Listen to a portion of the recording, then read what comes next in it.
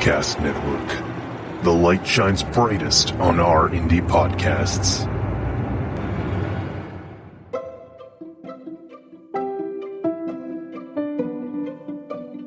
Hey everybody, I'm Amber. And I'm Maddie. And we're Witches Talking Tarot. And we've brought you a show all about the occult. We're talking different lores and mythology. Yes, creature features, cryptids, aliens, you name it, we'll cover it. Conspiracy theories. Absolutely. And pagan holidays and 100%. practices. All 8 of them. Yes. Spiritual living, you name it. That's right. We've got it for you. So if you want, come sit with us for a spell and let us make you laugh. We are Witches Talking Tarot. Thanks, everybody. Hey there, Rainbow Warriors. Remember, I'm working on home projects this week. So I have my buddy Kevin from the Jury Room podcast filling in. Be sure to enjoy his episode on John Wayne Gacy. And I've always said this is one I would never have covered.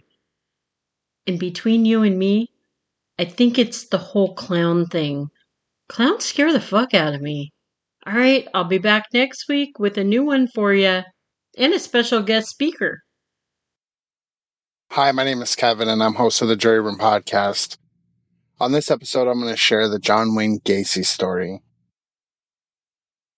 I would like to thank CJ for giving me the opportunity to share my show with her listeners. CJ, thank you very much. Now, if you enjoy this episode and you want to check out the Jury Room, you can go and find me on most major podcasting platforms. Type in The Jury Room, a true crime podcast, and you'll find me. I've got over 100 episodes, and right now I'm working on a series on addiction. It's called Addicted.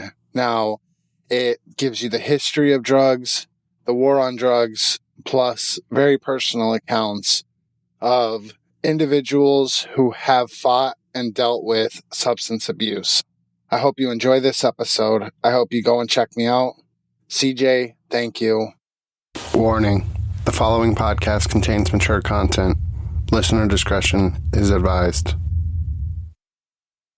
On January 2nd, 1972, it was a frigid winter in Chicago, Illinois. 15-year-old Timothy McCoy stopped for a layover in Chicago on his way home to Glenwood, Iowa, after visiting friends for Christmas vacation. 29-year-old John Wayne Gacy, who had spotted McCoy while driving up, pulled up at the Greyhound bus terminal in his car and offered the teenager a place to stay for the night.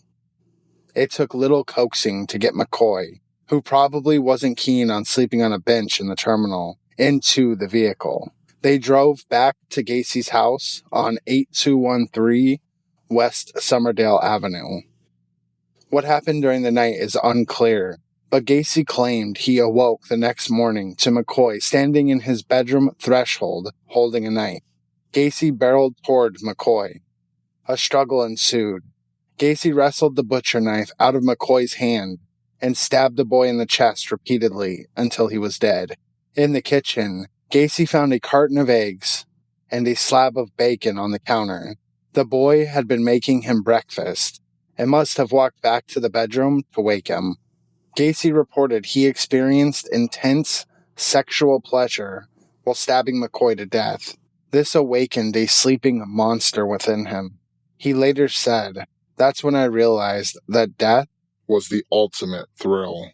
The need to kill for sexual gratification became insatiable for John Wayne Gacy, and he would spend the next 6 years killing at least 33 young men and boys and disposing of their bodies in the crawl space beneath his home. Was this accidental killing the catalyst for creating one of the most sadistic and horrific serial killers in American history, like a shark who tastes human blood? Or was John Wayne Gacy predisposed to commit these atrocities? Some might argue the answer to both of these questions is yes. Hello, and welcome to the Jury Room, where we dissect some of the most heinous, some of the most unthinkable, and some of the most monstrous crimes to ever scar the earth. from cannibalistic serial killers to decades-old unsolved mysteries. These stories are sinister enough to keep you up at night. Born in Chicago, Illinois, on March 17, 1942, John Wayne Gacy was the second of 3 children to his mother and father, Marion and John. Gacy was born with a heart condition that kept him from being an active kid, and as his sister Karen said years later, John was the main target of their father's abuse during his alcoholic tirades. John Sr. would go into the family basement, get blind drunk, and emerge mean and aggressive, looking for a fight. Gacy said his father became a different person when he drank, and that though he was a good provider and a hard worker, he often hit all of his children. Because John wasn't athletic and his mother doted on him, his father often belittled him for being effeminate, calling him sissy and queer.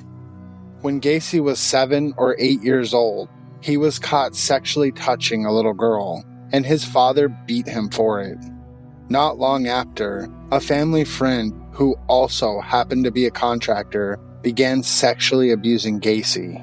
His sister Karen later confirmed this. Fed up with the abuse coming from all fronts, John Wayne Gacy left home at the age of 20 in 1962 and went to find work in Las Vegas, Nevada. He landed a job as an attendant in Palm Mortuary and began to explore his more morbid fascinations. Allegedly, Gacy, who was sleeping on a cot behind the embalming room, experimented lying with dead male bodies on the table and in coffins. He may have even fondled and defiled the corpse. Gacy denied all of this in a 1992 interview with FBI profiler Robert Ressler. After only 3 months, Gacy left the mortuary and went back to Chicago, where he enrolled in a business college. He realized he had greater aspirations in life. He wanted to be revered, respected, and admired. Perhaps if he became a successful businessman, he might receive his father's approval.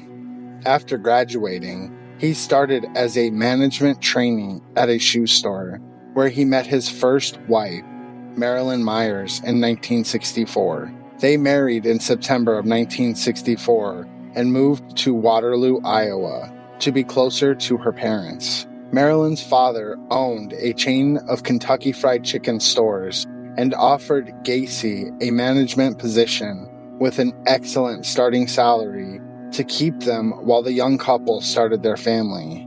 Marilyn gave birth to a son and a daughter within 3 years of moving to Iowa. In Waterloo, Gacy joined the local chapter of Junior Chamber of Commerce, also known as the JCs, an all-male business league for men between 18 and 40. The JCs allowed John to spread his wings. He realized he had a talent for associating with others. He was able to meet and network with a variety of people, especially when it came to recruiting, which helped him rise high within the organization. There also seemed to be a sexual undercurrent to the JCs. It's believed Gacy had many of his early sexual experiences with other members within the JCs. Gacy said in an interview that he increased membership of the local JCs from 100 to over 400 members by showing stag films, also known as pornographic films. John's sister Karen described a spouse-swapping situation she witnessed after a JC event with him and his wife in the mid-60s. John put his wife in the car with a different JC man and went home with that man's wife.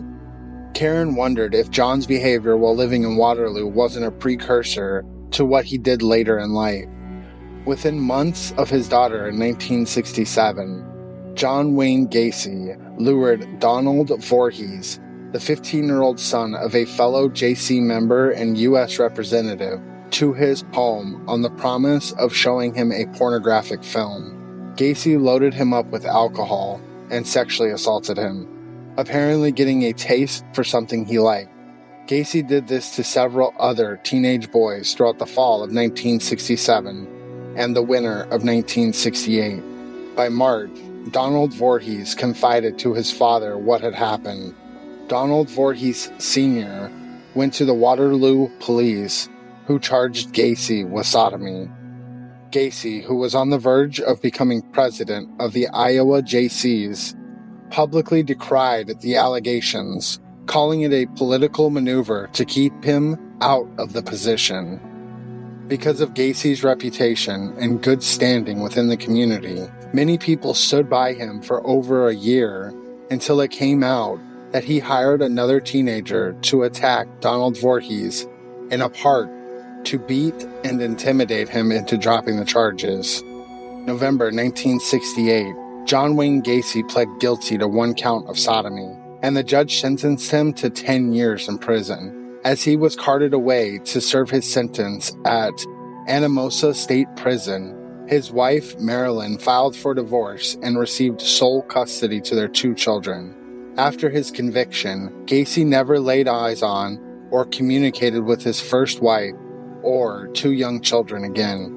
The men's reformatory at Anamosa had roughly 630 inmates when John Wayne Gacy went through the intake. Ray Cornell, a fellow inmate with Gacy, became his friend. When Gacy recruited him for the prison chapter of the Jaycees, John received a national award for his performance in recruiting for the prison chapter of the Jaycees. While in prison, Gacy never told anyone he was in for sodomy. Cornell said in an interview that if people knew that's what you were in prison for, you would leave jail in a box. Gacy told other prisoners he got arrested and convicted for peddling pornographic films and quickly became a favorite among inmates and prison guards alike. Gacy became head cook at Anamosa, a prime and unlikely position for such a new inmate. He also orchestrated the building of a mini golf course that still remains to this day. A model prisoner based on his good behavior, John Wayne Gacy was paroled 18 months into his sentence. He left Iowa immediately and went back to Chicago to move in with his mother. Back in those days, they didn't track the movements of paroled prisoners, so Gacy was able to leave his past behind him and start over with a completely new life in Chicago. He could spin whatever story he liked, and nobody would be the wiser. John moved into his mother's condo in 1970. His father had died the year before, and she was all alone. Lonely and invalid, Marion Gacy welcomed her son back with open arms. Because of his work as head cook in prison, John finagled his new skills into a job at a local Chicago Italian restaurant. He made decent money that helped him get back on his feet. After leaving the restaurant in the afternoon, John worked odd jobs as a contractor, including painting and remodeling. After about a year as a chef, John decided he wanted more freedom. He went into business for himself and started PDM Contractors. He also convinced his mother to sell her condo. Together, they bought a new house in Des Plaines, Illinois, on Somerdale Avenue. For a convicted sex offender, John Wayne Gacy did remarkably well for himself in his new life in Des Plaines. By 1972, he had rekindled a relationship with his sister Karen's high school friend Carol, and the two married in a quiet, intimate ceremony. John adopted her 2 daughters from a previous relationship and moved the 3 of them into his house on Somerdale. Soon after, Marion Gacy decided it was time for her to get her own place, so John got his mother an apartment nearby on Elston Avenue, where he did maintenance work. Karen Gacy claims that when she asked her mother why she left, she would only say that things aren't getting along, nothing more. What secrets was Mother Gacy hiding for her son? Gacy's life in Des Plaines followed a similar pattern as his pre-sodomy life in Waterloo. He was active in local politics. Gacy was the Democratic precinct leader for Norwood Park Township, aka he was an elected liaison between the Democratic Party and voters in his district. 6 months before his arrest, in December 1978, Gacy organized a springtime parade where he had been photographed standing next to the First Lady of the United States, Rosalind Carter. Gacy had received Secret Service clearance, indicated by the button on his lapel in the now infamous photograph. The parties Gacy threw for his neighbors were legendary. He loved to socialize, and people described him as generous and great with children. People knew him for his clown impersonations. He dressed up as Pogo the Clown and volunteered at children's hospitals and charity events. Gacy said that clowning helped him relax. He was a good provider for his family and had excellent reputation as a businessman. He remodeled several pharmacies in the area through his contracting business. He regularly hired high school-aged boys to work for him because he said he could train them better than more experienced workers who were set in their ways. The young men were always up for it because Gacy paid them so well. At the time, his penchant for hiring teenage boys didn't raise any red flags within his community. Though behind the scenes, Gacy kept popping up on the police radar when multiple boys went missing in Chicago throughout the 1970s. Gacy had several brushes with Chicago police in the mid-1970s, all involving sexual assault of young men and boys. By 1975, Gacy was regularly cruising the streets looking for young boys. So much so that homeless teens and sex workers began recognizing him. Detectives stalked out Gacy's home and watched as numerous teenagers came and left the premises. They questioned many of them, but no one reported anything inappropriate. When a 9-year-old boy went missing in January of 1976, police again looked for Gacy. They surveilled his Des Plaines house despite being outside Chicago PD jurisdiction. But they didn't gather enough evidence to build a case. They soon lost interest and moved on. In 1976, Gacy and his second wife, Carol, divorced, and he had the house to himself. The frequency with which complaints were being lodged against Gacy were increasing rapidly. In March of 1977, Gacy again showed up on Chicago PD radar for allegedly abducting a 27-year-old man named Jeff Rignall from a city street, taking him back to his Des Plaines home and brutally raping and beating him.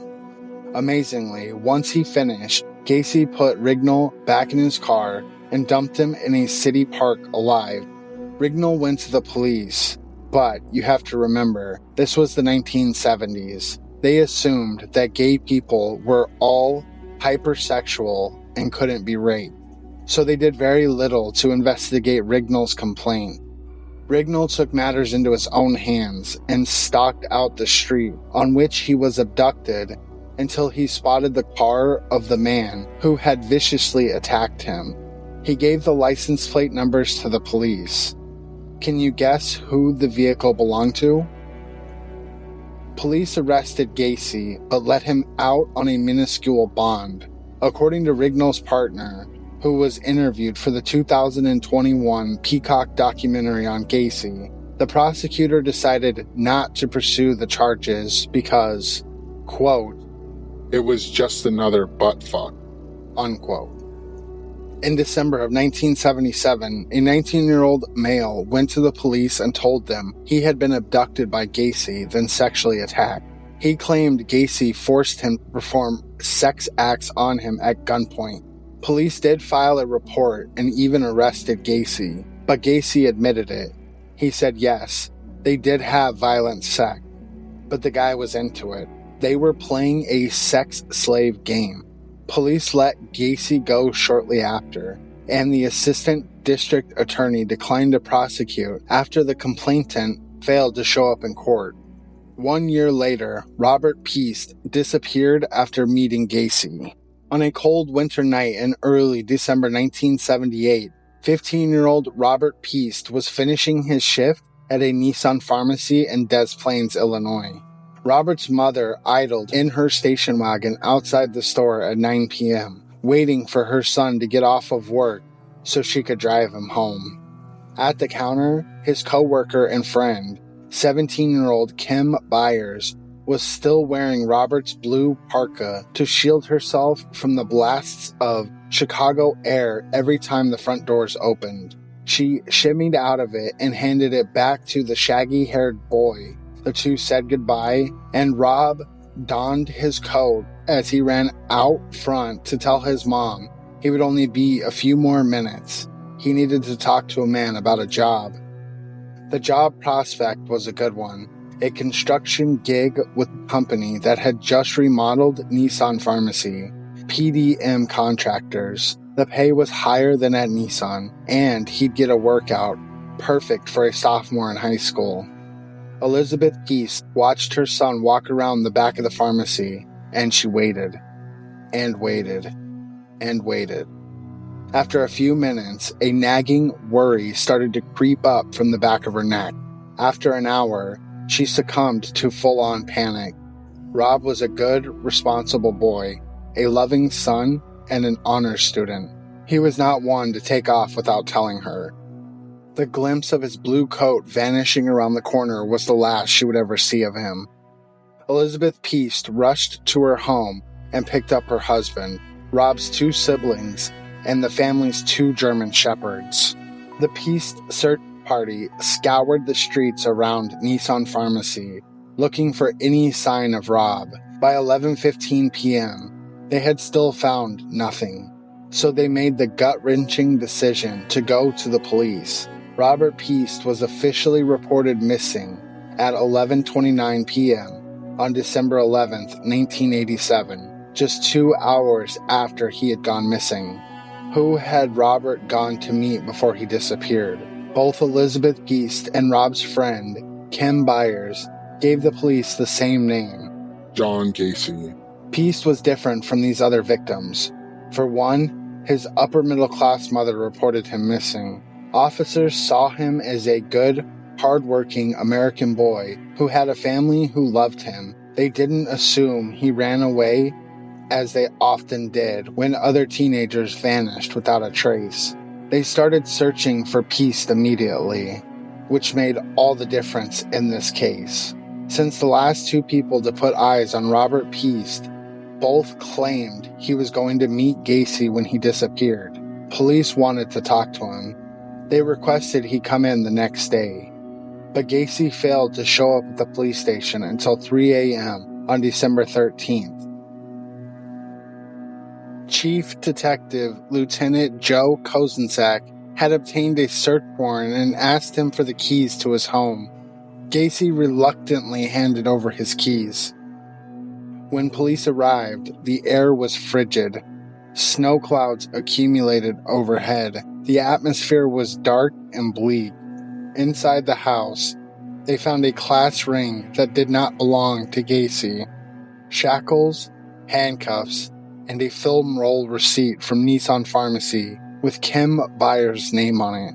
Kim confirmed that she had put the receipt in Rob's jacket pocket while wearing it the night he disappeared. It was crucial evidence that put Robert Peast inside Gacy's home. The police traced the high school class ring they had found at Gacy's house to a young man named John Cizik, who had disappeared 2 years prior. John worked for Gacy as a contractor, and when his family reported him missing, police questioned Gacy, who told them he had run away. Police had accepted Gacy's explanation and told John's family that John would probably come home when he was ready. The runaway story became less convincing when police found that one of Gacy's employees, a young man named Michael Rossi, was driving John's car. He claimed Gacy had sold it to him. Gacy claimed John sold it to him before he skipped town. Under surveillance, Gacy got chummy with the police. Gacy started inviting detectives to eat with him at a local restaurant. On a few occasions, Gacy invited detectives into his home to use the bathroom. This arrogance led to his downfall. On December 19th, 8 days after the disappearance of Robert Peast, Gacy invited his surveilling detectives in for breakfast. When one of them went to use the restroom, the heat in the house kicked on, and out through the vents wafted the unmistakable smell of death. Detectives pointed this out to Gacy, who then threw him out of his house and called his attorneys. Soon, they filed a $750,000 civil suit against Des Plaines PD, alleging harassment and illegal searches. But it's hard to make a case for that when you've been inviting police into your home to share your breakfast table. Things unraveled quickly for Gacy after that. By December 21st, his behavior had become incredibly erratic.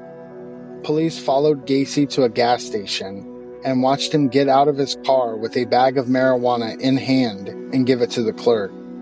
From there, Gacy raced to the home of his employee, David Cram. Oddly, Cram came out of the house and went over to the police car to ask if it was all right for him to drive Gacy's car. The surveilling officers, unsure what was going on, said, "Sure," and they continued to follow the two men as they drove to an Italian restaurant. Gacy hopped out of the car and ran into the restaurant building, and Cram made a beeline for the police car. He told them that Gacy just confessed he had killed at least 30 people, so police immediately arrested Gacy for the marijuana possession to hold him. Faced with another search warrant, Gacy told his interrogators that he had killed a man, identified 15 years later as 15-year-old Timothy McCoy, in self-defense and buried him beneath his garage, but he had denied having anything to do with Rob Peast's disappearance. He took police into his garage and marked the spot where the body was buried with a can of spray paint. Police also found a trap door leading to the crawl space in Gacy's home. The smell of death was everywhere. Police charged Gacy with 1 count of homicide to hold him while they sorted out the situation. Teams of forensic scientists and police descended upon the small West Somerdale Avenue home and started excavating. Within hours, they found bones from 3 separate bodies. The case was about to explode. What they unearthed in the crawlspace beneath Gacy's home would make this one of the most significant mass murder cases in Chicago's history. The more they dug, the more bones they collected.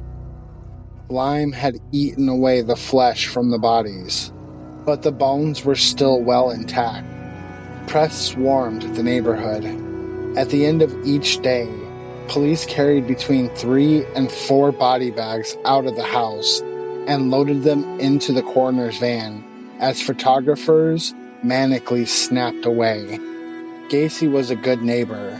People living nearby repeated this to the press over and over in the days that followed. He threw great parties. Past employees, the ones that survived, told police that Gacy was fun and easygoing. He loved children. He'd been married twice and seemed financially successful. While in custody, however, Gacy was rapidly confessing to dozens of brutal rapes and murders. As soon as police told Gacy they found 3 bodies beneath his home, Gacy started singing like a canary. The first thing he told them, he detailed his murder of 15-year-old Robert Peast. The night of December 11th, John Wayne Gacy waited behind the Nissan Pharmacy. Around 9 p.m., a tall, skinny kid with long hair and bell-bottom pants came to his passenger side window. Gacy told the kid to get in since it was cold outside, so Robert Peast slid into the passenger seat to discuss the job. Steady work at $5 an hour. That was nearly double what Peast was making at the pharmacy. He enthusiastically accepted. When John fumbled around his car, looking for the paperwork, silly him, Gacy must have forgotten it back at his house. He asked Piest if he wouldn't mind driving with him back to his house to get the correct papers. It was only a few blocks away. Rob was hesitant because his mom was waiting out front. "Don't worry," Gacy told him. "We won't be long." Once in the living room of his home, John Wayne Gacy asked Robert Piest if he wanted to see a trick. He took a pair of handcuffs and cuffed himself behind his back. He struggled a bit. Then he held up the cuffs with a lazy finger. Rob was intrigued. "How did you do that?" he asked. "Put them on and I'll show you," Gacy told him. Rob put the cuffs on, struggled for a minute, then admitted defeat. "I can't get out. What's the trick?" Gacy held up a set of small silver keys. "The trick is to have the key." Gacy described what happened next in gruesome detail. He used his favorite rope trick.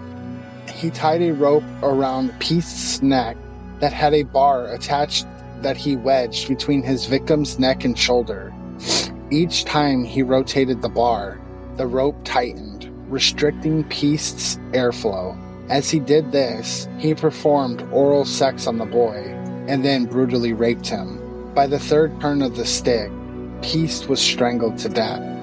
Gacy placed Piest's body in his attic until police called to question him. Then he put the body in his trunk and dumped him in the Des Plaines River.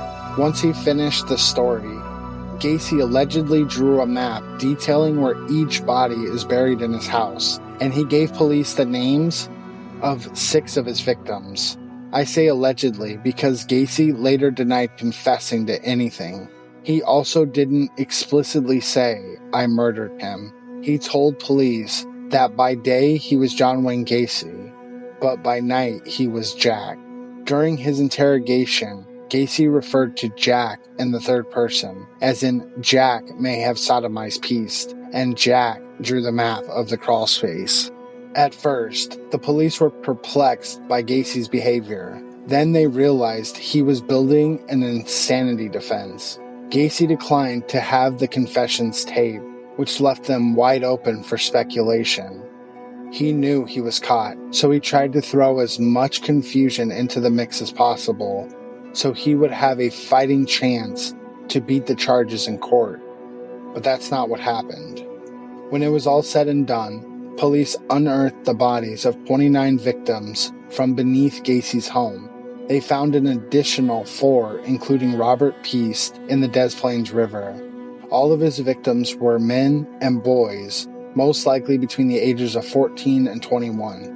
It became clear after employees of Gacy told the police several of their co-workers had disappeared over the years that Gacy used his contractor business to lure young boys to his home to rape and kill them.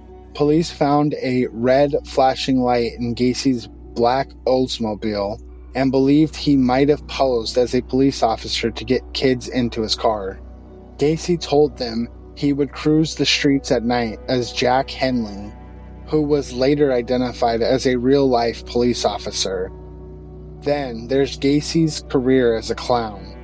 Ever wonder why people are so terrified of clowns nowadays? Gacy played a massive part in helping develop the national phobia. He belonged to the Jolly Joker Clown Club in Chicago, and the media gave him the loving nickname, Killer Clown, after numerous photos of Gacy in full clown regalia surfaced. Police had the how behind the crimes and disposal of the bodies, but they needed the why. Was Gacy insane? That's the defense upon Gacy's attorneys relied. During the trial, which ran from February 6th to March 12, 1980, the defense called dozens of witnesses, from Gacy's kindly old neighbor who testified that Gacy was a brilliant man, a generous host, and a dear friend, to a former employee who said Gacy attacked him with a hammer. Gacy's mother and sister testified on his behalf, detailing his abusive childhood, the abusive alcoholic father who beat and humiliated him, and his early illnesses, such as fainting spells and epilepsy. They even called one of Gacy's surviving victims, Jeffrey Rignall, to testify on behalf of the defense because Rignall repeatedly said that for someone to do what Gacy did to him, they would have to be crazy. On the stand, Rignall recounted how Gacy pulled up beside him and offered him a joint. Rignall got in, and before he knew what happened, Gacy chloroformed him. Gacy drove the unconscious man back to his house, where he beat and raped him. Rignall also said he remembered a third person being there, opening the door for accomplices and future conspiracy theories. Rignall vomited on the stand during his testimony, and the court had to shut down for a few minutes while they cleaned and sanitized the room before he could resume. He concluded by telling the jury Gacy dumped his battered and broken body in a heap at the front of a statue on the north side of Chicago. The jury heard from Michael Rossi and David Cram, two longtime Gacy employees who testified to digging holes and spreading lime in the crawl space, but both denied knowing they were digging graves. Allegedly, Gacy always made some excuse about a plumbing project. Gacy implicated both men in the murders during his interrogation, but they both lawyered up and agreed to testify for the prosecution. They both testified that Gacy confessed to them on December 21st, 1978, to killing about 30 people. Prosecutors easily batted down the insanity defense because Gacy was so well adjusted throughout the rest of his life. He owned and operated a successful business, belonged to various social clubs, and maintained a presence in local politics. They discredited defense experts who threw out diagnoses like paranoid schizophrenia, sociopathic personality, and psychosis. In regards to the question of whether or not Gacy knew what he was doing, the prosecution asked, did he not know what he was doing all 33 times? Per the Chicago Tribune, March 13, 1980. The 5-week trial ended with a dramatic flourish when Kunkel, the chief prosecutor, in his final argument, flung the photographs of the 22 identified victims into the hatch to the crawl space, which had been placed on the courtroom floor about 6 feet from the jury box. Don't show sympathy. Don't show pity. Kunkel thundered. Show justice. Show the same sympathy and pity this man showed when he took those lives and put them there.